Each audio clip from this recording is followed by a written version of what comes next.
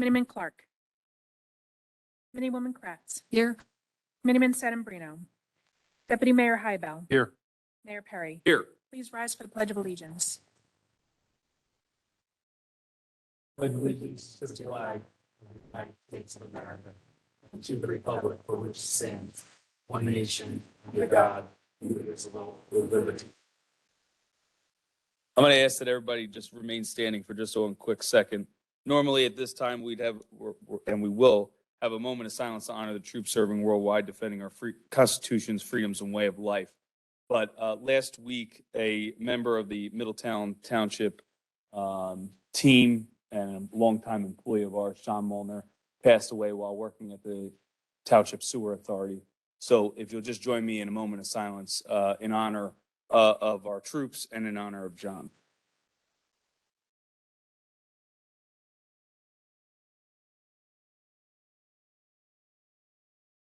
Thank you.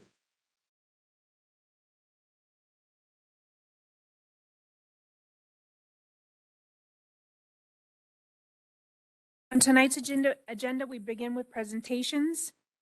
Our first presentation will be recognizing Middletown graduating high school seniors enlisting in the military. At this time, I'd like to invite these seniors to please come forward to join Mayor Perry at the front of the room.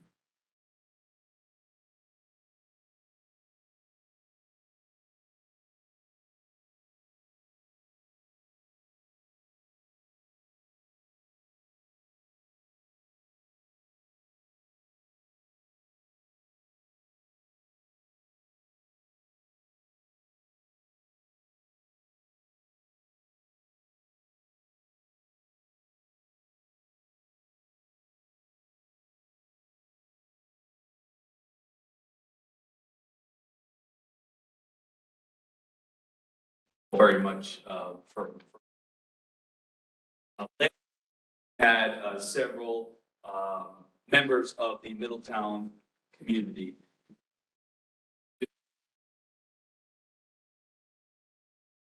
joining the United States military, different branches. And I said at our last meeting, it's an incredible thing to decide after high school at 17 and 18 years old to go and do something that is obviously incredibly brave and incredibly honorable in serving the United States of America. So before I go any further, I'll allow each of our recruits here to tell us their name and what branch of the military that they're going into. My name is Sam Fong. I'm going to the United States Navy. Yeah. States Marine Corps. Jason DeSantis, United States Coast Guard. So we were just together, what, 2 weeks ago at the Eagle Scout ceremony? But obviously, you know, Middletown is one of New Jersey's largest municipalities. And we could not be, as a town of almost 68,000 people, be more proud of having individuals like yourself ready to serve. And in a time where we find turbulence across the world, in a time of uncertainty, it's incredibly,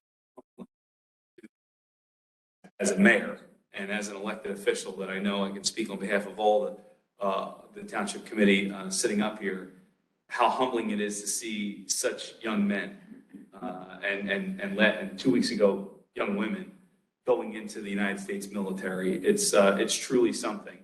I said then, you know, my brother, who's 10 years younger than me, is still a United States Marine, and it's defined him as an individual and everything that he does. And I think that is true for all the branches of our military. So I can tell you all three of you, you've already made Middletown incredibly proud in the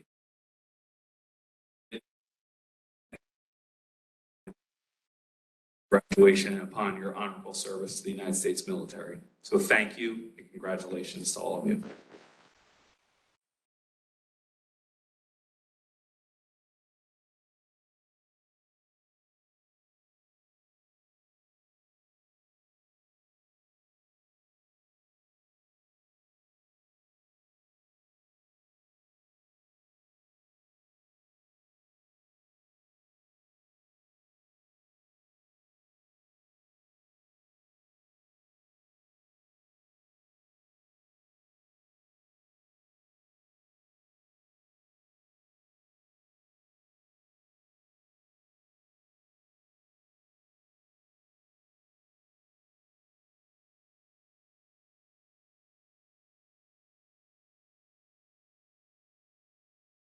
2% of Boy Scouts turn into Eagle Scouts. Is that what the number is? All right, give another round of applause for these guys.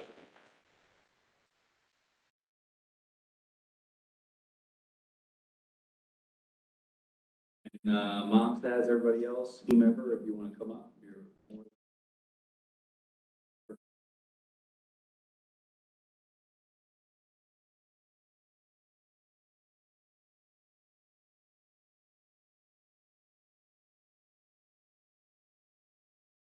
all right, we won't hold it against it.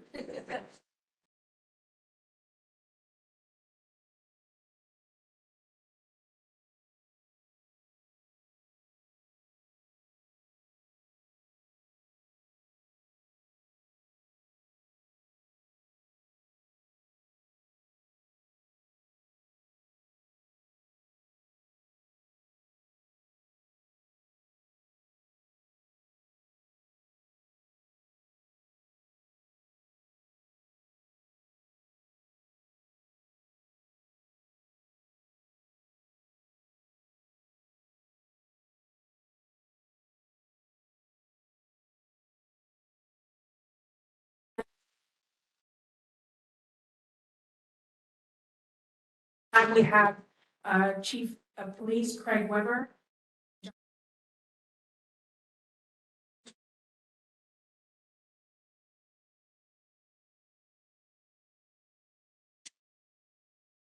So first of all, I want to welcome our prosecutor, Lori Linsky, to our new town hall. Welcome. It's always great to have a prosecutor here that's not here to, talk to anybody, but to talk to the public. It's a great thing, and we're excited to hear. We got, the chief brought me your letter of the new program that you're doing, the Safe Place program, and obviously wanted to invite you tonight to talk about this great new initiative.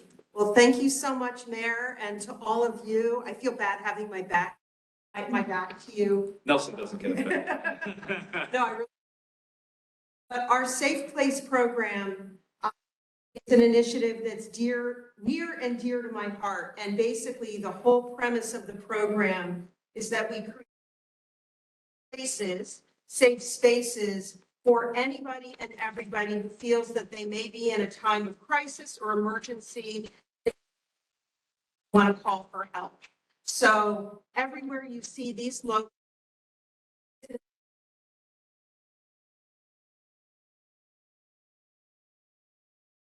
no limit to where they can be placed. Whoever sees this decal knows that if they are a victim of a bias crime, if they need any help at all, go into this establishment, they say they need help, and everybody within the establishment has already been trained to understand what their responsibility is, which is to call 911 immediately for assistance to that individual, no questions asked. The program is designed for anybody and everybody. It covers all of the legally identifiable that could be discriminated against under law, including race, color,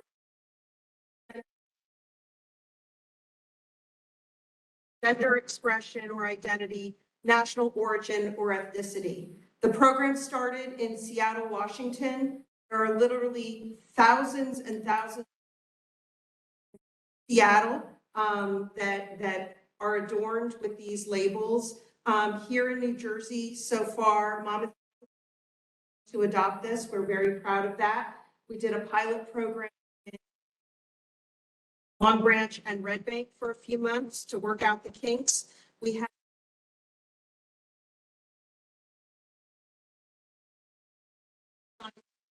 and I'm thrilled that Middletown is signing on. You are the largest police department that we have. And it's a great way for police, local organizations and citizens to, and it's a positive, well-meaning program. It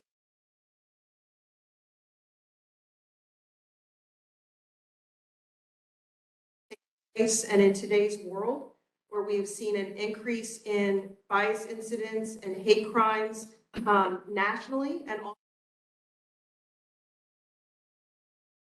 of inclusivity and protection for all of our residents. So thank Chief Weber for his leadership in bringing this to your attention, to bring Middletown on board. We're thrilled about it. So, and we're here to help in any way as well. Happy to be a part of it. Absolutely. Chief? Yep, we're thrilled to participate. We're excited about this opportunity. I think it's important. Establish it and get it up. So And also great for local businesses. They get when local businesses have been so hard hit by the pandemic to be able to join with local government, the police department together to just sort of demonstrate that the olive branch is extended to the community, and the bonus of getting, you know, sort of some added attention from the public for what they're doing is just a win-win for everybody. You're welcome. you're Obviously a resident of Middletown. It's great to be obviously home, but this program is exceptional. I mean, like the prosecutor said, springboard with opening it up in those 3 communities, and it's been accepted, and it's absolutely a great program, and we highly support it. So thank you, Mayor and Chief, for your support and kicking this off in my town. There you go. And I have to say, your building is spectacular, really. I got a mini tour. It's really beautiful, and you should be very proud of it. It's beautiful. Thank you very much. Thank you. Thank you, Lord.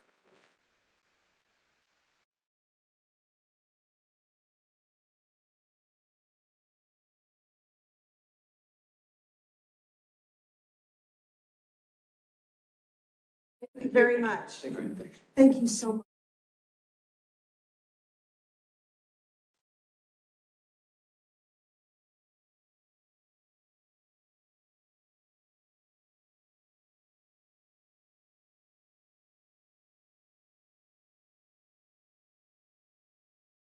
Okay, we just have 2 more items for the, under presentations. We have a proclamation for the record recognizing June 22nd, June 2022 as Pride Month in the Township of Middletown.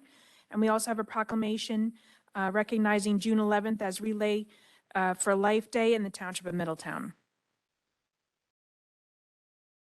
Our first item on tonight's agenda for action, we have a public hearing on ordinance 2022-3345, a bond ordinance providing an appropriation of $300,000 for construction of a portion of the cost of a dog park and a dog park parking lot in Tyndall Park by and for the Township of Middletown in the County of Monmouth, New Jersey, and authorizing the issuance of $285,000 in bonds or notes of the township for financing part of the appropriation. Any member of the public wishing to speak on public ordinance number 2022-3345? Come on down, Don. Joe, all right, good.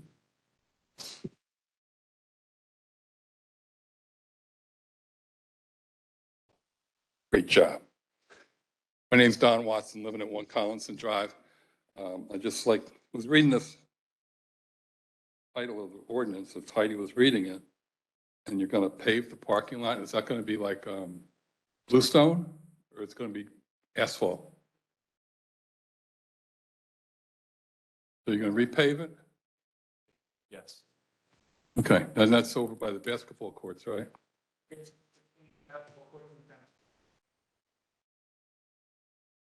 Yeah. Right. All right, that's all I got. Thank you. Okay, you got it done. Any other member of the public wishing to make a public comment on public ordinance number 3345? Seeing no other member of the public stepping forward, move to close the public portion and approve. second.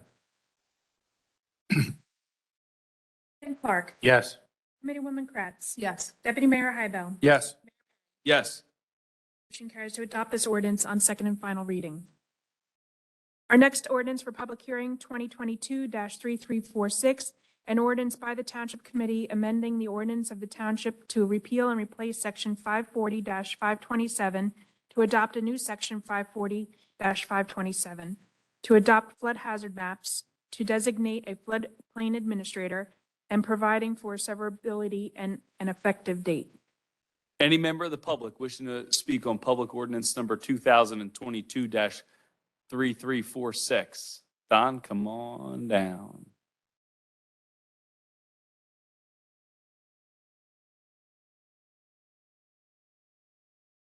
Evening, my name's Don Watson, living at 1 Collinson Drive. This floodplain administrator, is he just from Middletown? It's actually, I think Joe Kaczynski, It's a she. oh, Yeah, Joe's been acting though. Joe has been the floodplain administrator in the past, but we have a new certified floodplain manager on staff who's now going to be the floodplain administrator. Just from Stacy- Middletown? Stacy Kraus, yes. Each town actually has to designate a person as their floodplain administrator. I get it. Yeah, I think it would be more efficient if it was like a regional type of thing. Yeah, but you know why it's not? Because No, not- why? Not every town participates in the National Flood Insurance Program. It's only if you participate in that program. Okay, That's the reason. cool. Great. Thanks, Tony. That's all I got. Okay, then. Any other member of the public wishing to speak on public ordinance 3346? Bruce? No? Good? Okay. Move to close the public portion and approve. Second. Yes. Committeewoman Kratz. Yes. Deputy Mayor Hybel. Yes. Mayor Perry. Yes. Motion carries to pass this ordinance on second and final reading. Now have ordinance 2022-3347 for introduction, an ordinance providing funding for various improvements to the municipal complex for the Township of Middletown and appropriating $600,000 for such purpose. Motion to introduce. Second. Clark. Yes. Committeewoman Kratz. Yes. Deputy Mayor Hybel. Yes. Mayor Perry. Yes. Motion carries to pass this ordinance on first reading with a public hearing to be held June 20th, 2022. At this time, I'd like to ask the Township Committee to adopt a I'm so- consent agenda, including resolutions 22-161 through 22-170, removing 22-169 as a separate vote. Motion to approve the consent agenda. Second. Committeeman Clark. Yes. Committeewoman Kratz. Yes. Deputy Mayor Hybel. Yes. Mayor Perry. Yes. Motion carried to adopt a consent agenda. This time we have Resolution 22-160, a resolution authorizing fireworks display, Riverview Foundation for July 3rd, 2022. So move. Second. Sorry. Committeeman Clark. Yes. Committeewoman Kratz. Yes. Deputy Mayor Hybel. Yes. Mayor Perry. Recuse. Motion carries to pass Resolution 22-160 with recusal noted. At this time, we have Resolution 22-169, resolution authorizing entry of letter of intent with the Middletown Township Board of Education for provision of armed police officers to be present at all Middletown schools. Motion to approve. Second. Committeeman Clark. Yes. Committeewoman Kratz. Yes. Deputy Mayor Hybel. Yes. Mayor Perry. Yes. Motion carries to pass Resolution 22-169. Bless Uh, you. Next item on tonight's agenda, we just have a list of items that will be on for our next regular meeting, certificates and proclamations, approval of minutes, public hearing on proposed ordinances, introduction of proposed ordinances, and a consent agenda. For discussion tonight, we have our first item, Jefferson Way Street Vacation. Amy? Good evening, Township Committee, members of the Township Committee. This is a discussion item. It's following up on a request for a street vacation known as Jefferson Way. Joe? Yes, you're great. Okay, so I had asked Joe to pull it up on the screen because sometimes it's a little bit easier when we talk about, geography and locations. But, so if you see the red pin, the homeowner. Casey, just hold on one second. Yes. Joe, are you able to put this map up on the screens behind me? Oh, okay. All right. And then maybe, can you put the aerial on?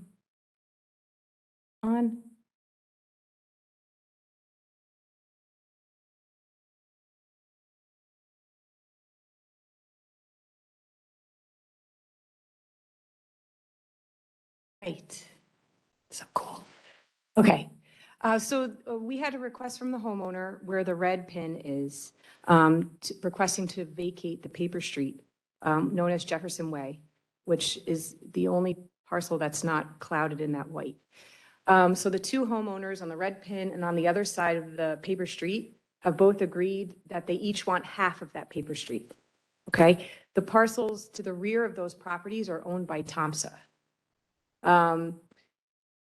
TOMSA is not interested in the rest of the portion of the paper street.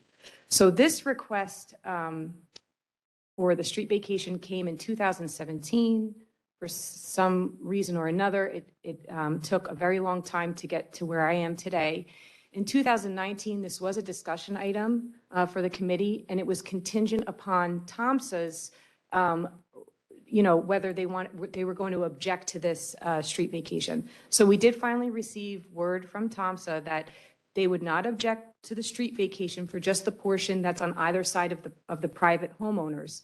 And they're okay with leaving the remaining portion of the paper street as is. They're not interested in absorbing that land as part of their parcel. So that's why I'm here tonight, just kind of. Yes. So Amy, the two adjoining property owners their property line will carry through that paper street, I Yes. assume? Mhm. Okay. So just a portion of that paper street And- will be vacated. And then the portion behind that that's all owned there by TOMSA? Well, the land on either side of the paper street, but they do not want the paper street to absorb into their, yes, yep. Yeah.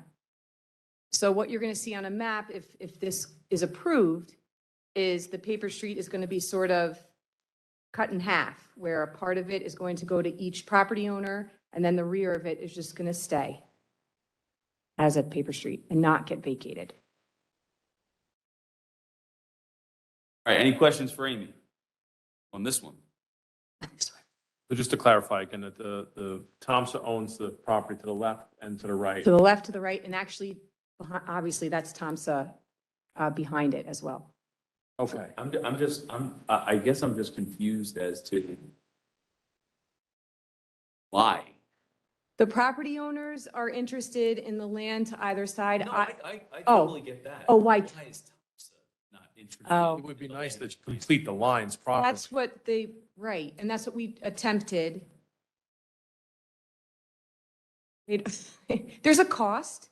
There's a cost to vacating a paper street with, new surveys, new meets and bounds, Sure. description. That the homeowners are going to pay for on their portion. That's right. Okay.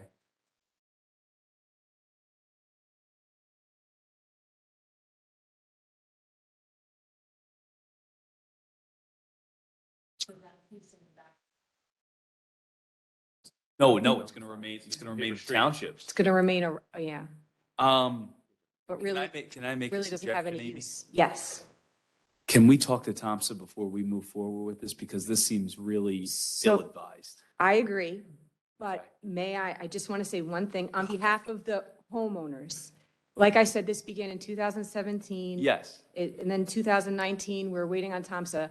All the while, the homeowners have already invested some time and money Yeah. into their, Surveys. yes. But if they're, I have no issue with I have no issue vacating the street. What I have an issue with is on this tax map or this block and lot map, you are now going to have 3 separate lots that are going to just be sitting there. And the township is going to own, I don't know what that size is, it's probably 50 feet wide, okay? So 50 feet, and then Thompson's going to own on either side. Yeah, that doesn't, okay. That doesn't make sense. It's a potential maintenance nightmare for us.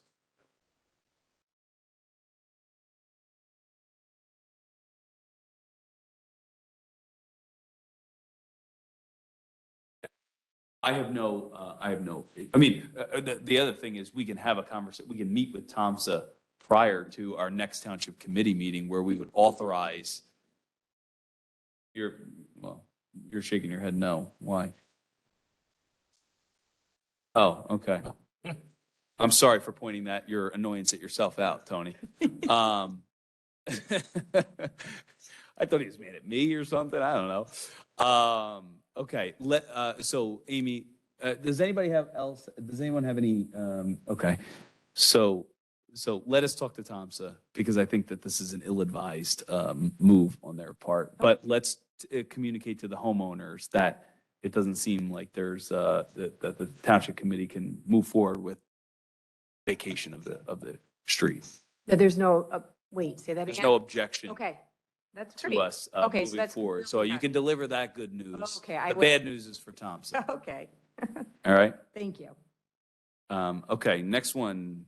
Amy, welcome to the podium. Thank you. All right. What is the next one? I don't even know. CDBG, CDBG. Annual Action Plan. Oh, that is just simply, just sort of prepping the township committee that it's almost time for the township to adopt the annual action plan for this year.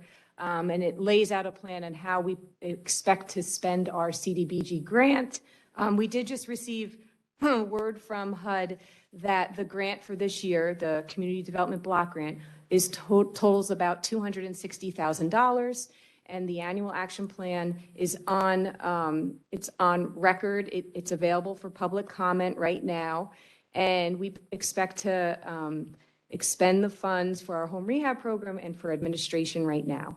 There's a public hearing for the plan scheduled in a few weeks.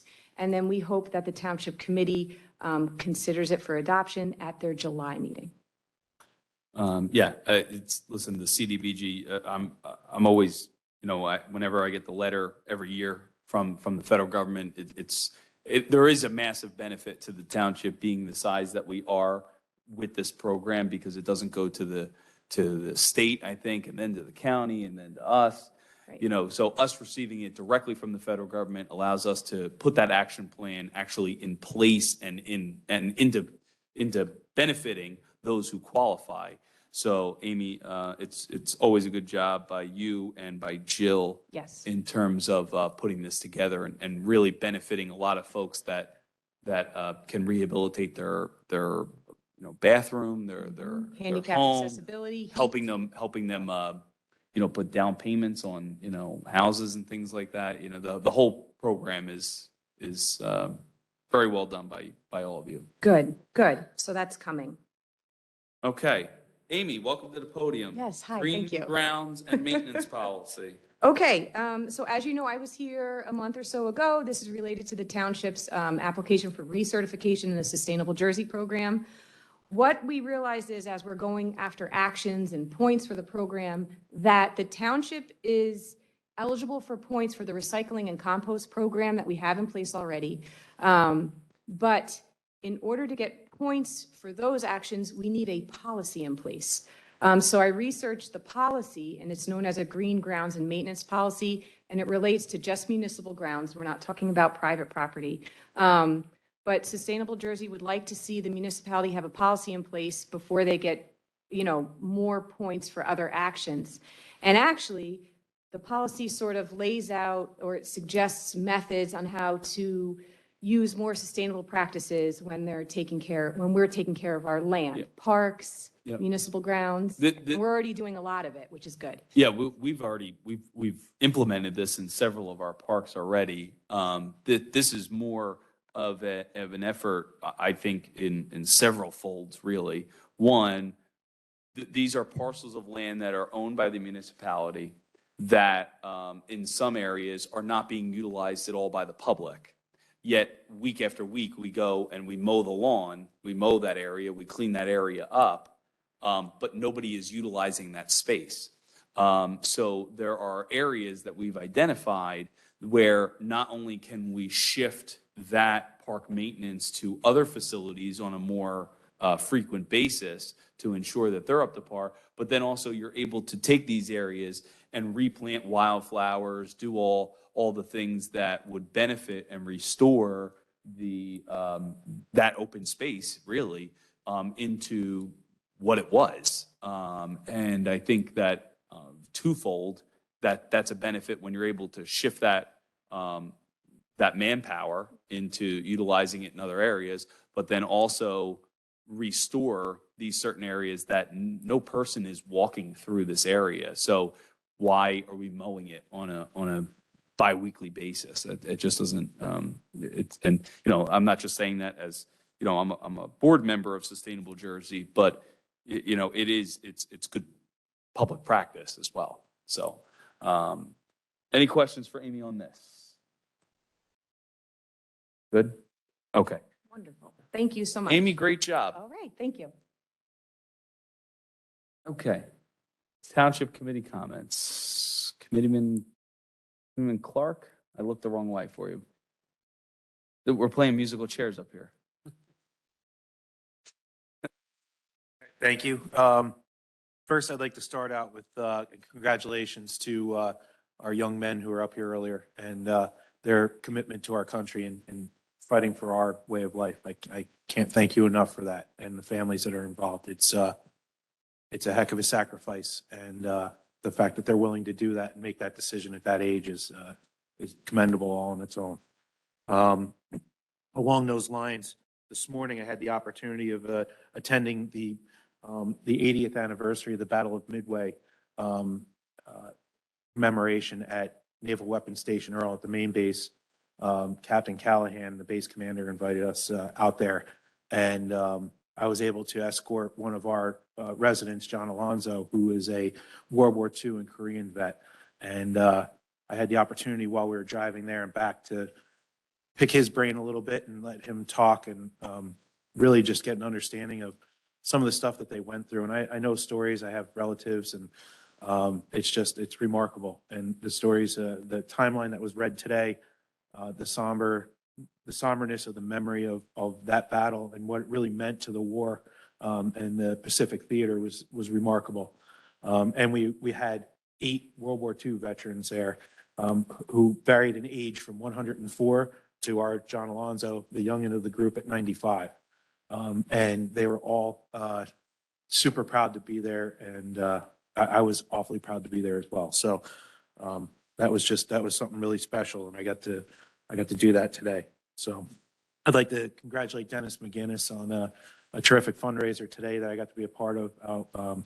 He ran his annual golf outing for Jason Streams. It's a group that's near and dear to my heart, and he does an amazing job. So Dennis, awesome. And then coming up this weekend is the 2-2 trot for the Infinite Love for Kids Fighting Cancer. Andrea Gorsinger runs that, and if you haven't heard of it, you can find it on Facebook, Twitter, Instagram, and or on their webpage and sign up. It's a great program.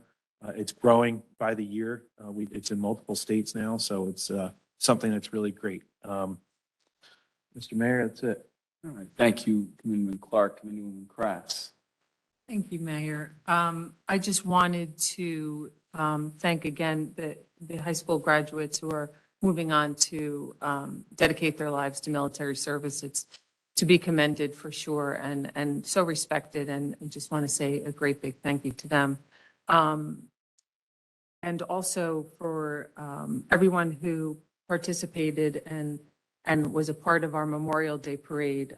It was fantastic and really just a testament to how much respect Middletown has and reverence for our servicemen who've paid the ultimate sacrifice. To see the crowds on the sides of the streets, and it was really just such a really lovely sense of community. It was really fantastic. No Limits Cafe was the first time that they were able to march in the parade, and it was wonderful to include them, to include our friends this year. So that was really fantastic. I will just also just quickly end with wishing our last Project Plus graduates who are off attending Thompson in the fall.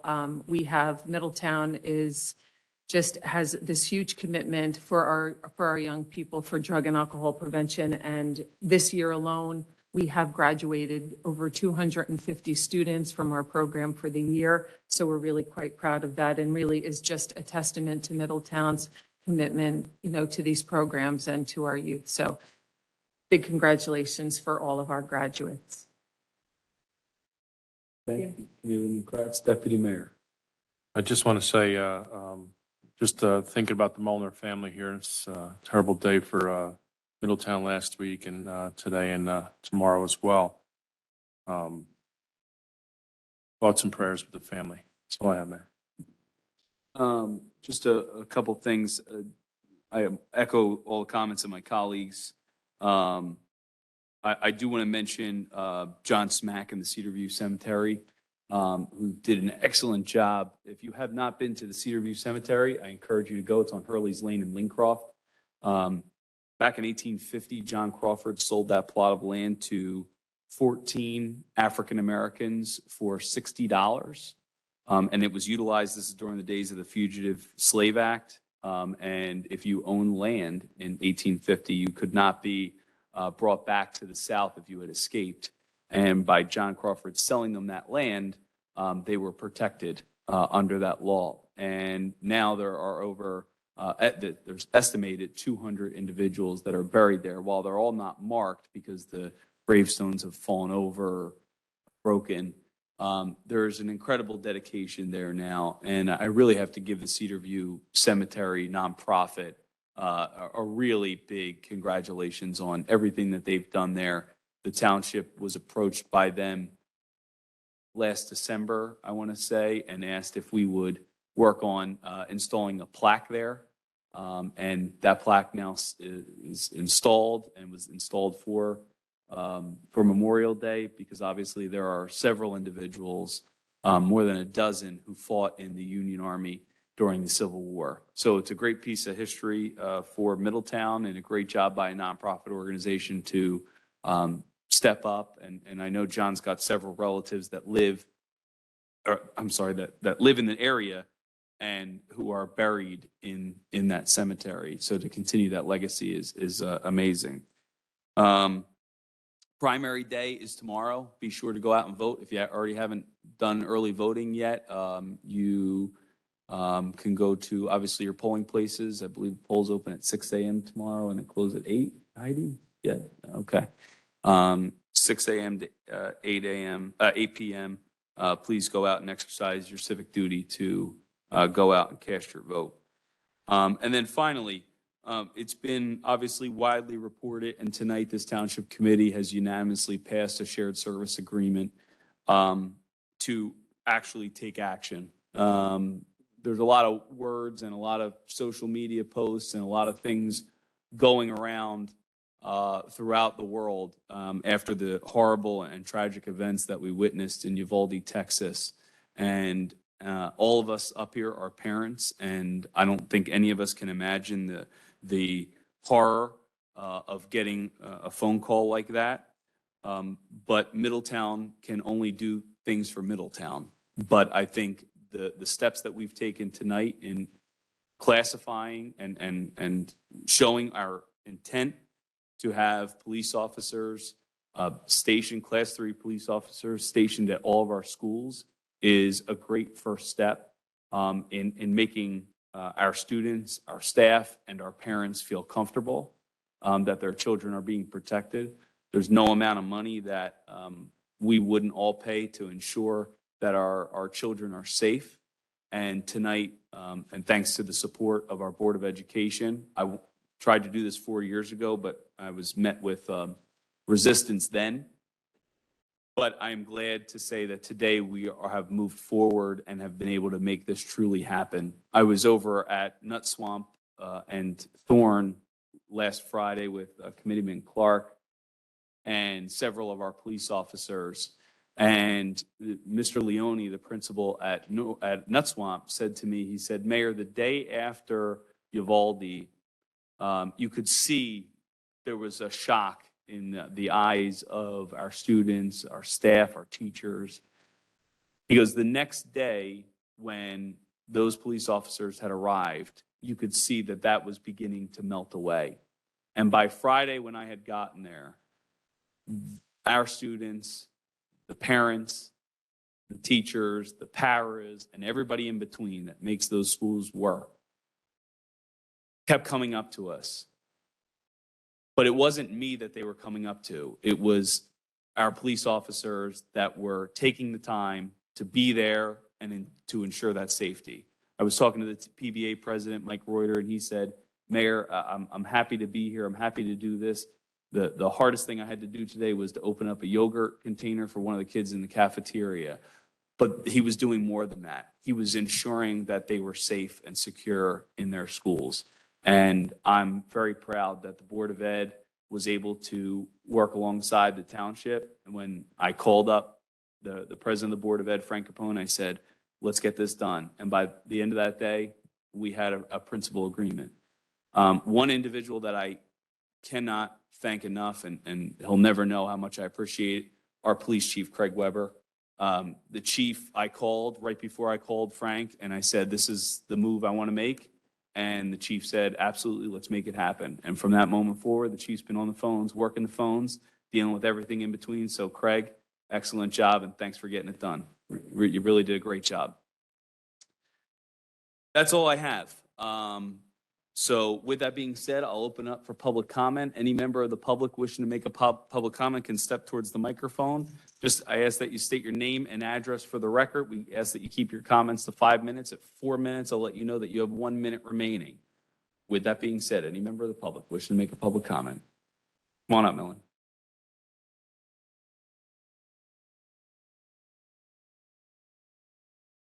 Hello, my name is Melanie Elmiger. I live at Green Tree Terrace in Lincroft.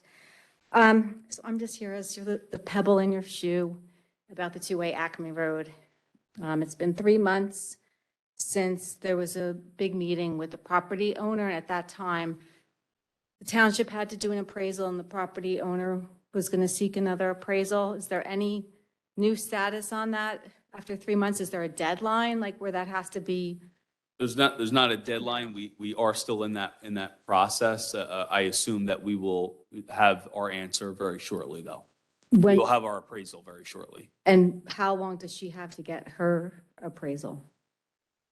She doesn't have to get one. As long as She said she wants to get one and she's I going think to it's present one. as just a matter of due diligence. She's going to get one if she hasn't already. She may already know what the appraisal is, but she doesn't have to share that with the township. So what's the next communication that takes place? The township will once the township gets an appraisal, once we get our appraisal back for the value of the two-way road, the township committee would then receive that appraisal and an executive session would discuss that dollar figure. Okay. And from there, it would determine if we want to proceed with acquiring that property. If it's more than the dollar amounts that we've already allocated to such an acquisition, increasing that amount by how much and in what manner we would do that. Do you think it's feasible for that to take place at the next township committee meeting or a July meeting? I'd say it's probably not feasible for all those questions to be answered by the next meeting. I think that we might have a much clearer picture by the July meeting, because obviously we only have one July meeting.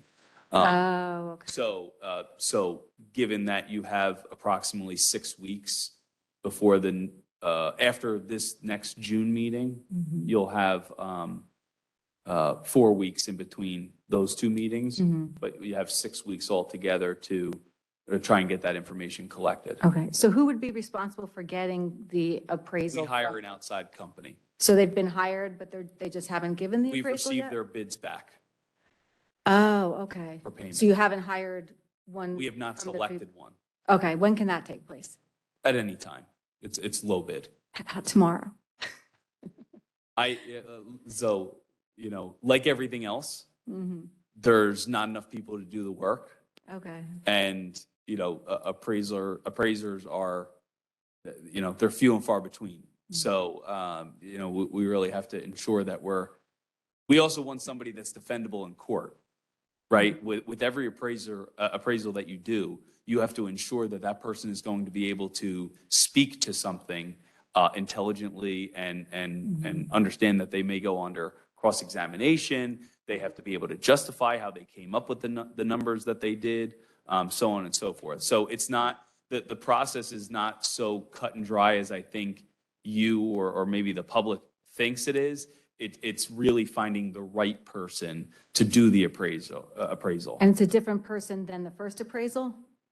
It can be, but until I see those bids, I can't, Okay. I wouldn't be able to Well, comment. there is an added urgency to this. Because of the Charlies in Lincroft. Well, that's a big reason, but on Friday, there was a T-bone accident. One of the benefits of the two-way Acme Road is that it would force right turn lanes in and out of the Walgreens Plaza and the Grove next to it. No one can make a left turn out of there, and someone was making a left turn. It's very dangerous. It's basically 5 lanes with the middle lane, and they were T-boned, and it was a serious accident on Friday. So, it's just more evidence of the need for the Acme Road and the need I don't think for that those there's- closed driveways. I don't think that there's anybody that disagrees with the fact that we need the roadway. I think everybody fully agrees with that.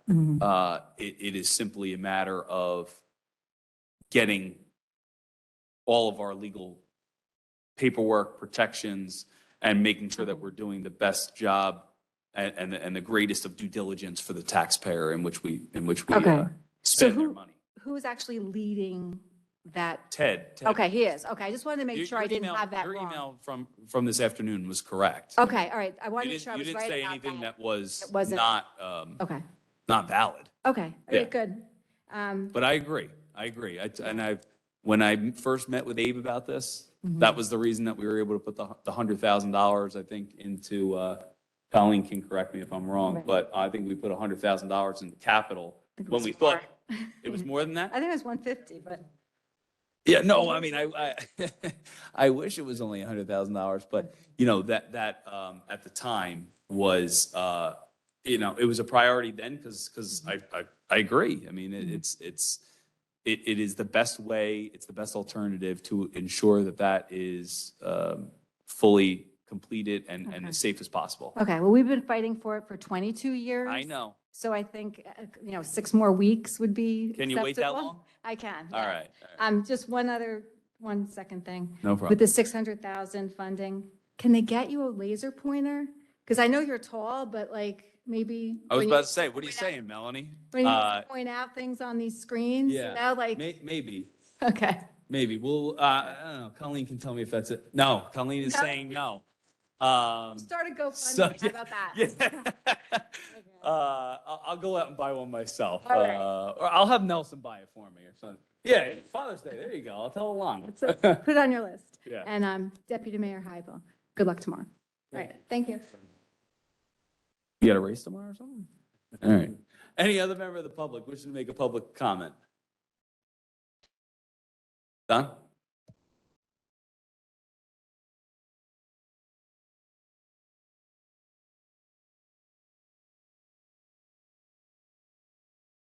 And by the way, Melanie, Ted just answered your email. Just so you, all right? Good evening, my name's Don Watson, living at 1 Collinson Drive. There's probably a stick out in the parking lot you could have grabbed. Use it as a point. Old police sign or something. Anyway, I tried going on the GIS Yeah. map today, and all I got was a map. There was no way to access blocks and lots. I tried logging in, and it said that my login was invalid. So I tried logging in to the clerk's site, and that worked. So I don't know what the issue is with that. Maybe you could look into that, Joe. Also, we're televising this right now, correct? I think it would behoove us if we allowed people that can't get to the meetings to input comments your questions. They do all the time through the contact us page. They have to contact you first. They always have. Well, previously, when I was sitting at home, I Mhm. was able to ask questions. Correct, under the governor's state of emergency. And we kept it Right. longer than we had to. I understand that, but you know, that should still apply for people that can't get here. You know, they have some kind of physical constraint or something where they can't make it in here. You know, if they could contact you at minimum. I can tell you, nobody has any issue contacting our office. Laura can tell you. Okay, so if they have a question, they can submit a question and you can access them at their home. We What? call them on the phone. You don't need a township committee meeting to, Well, they want to put it on the record. If they wanted to put it on the record. anytime you email us, it's already on the record. Anything that you email anyone is on the record. Okay. I It always understand is. that. Right, And always has been. right. So, you know, with all due respect, Don, you were the only one joining us via That was another thing. I couldn't tell who Webex. was on the meeting. I can tell you, you were a one-man show. No, because there were other people that had asked questions while I was at. But yeah, but normally you were the only one. And to be honest, the one thing and I totally understood, and we kept it for longer than I think any other municipality in the Bay Shore area. We aligned it with the governor's executive order, his health emergency being lifted. I thought that was very fair. And we haven't gotten a single comment or question about that since March 7th when that got lifted, except for tonight, yeah. You waited a little while to ask, so which is interesting. But the Well, somebody approached me with that thought. So I figured I would ask the question. Otherwise, I wouldn't have asked it. 732-613-2024. 615. 732-615-2024. That's my phone number, anytime. Laura will pick you'll up get Laura. and let me know. Get Laura, you don't get you. Yeah. It rings to her first and then the Yes, that's because you're at work, right? Yes, sir. Okay, I think that's all I got for tonight. All right, you got it, Don. Thank you very much. Yes, sir. Thank you. Any other member of the public wishing to make a public comment? No. All right, seeing no other member of the public stepping forward, move to close the public portion and adjourn. Second. And Clark? Committeewoman Kratz? Yes. Deputy Mayor Hybel? Yes. Mayor Perry? Yes, have a great night, everybody. Thank you all.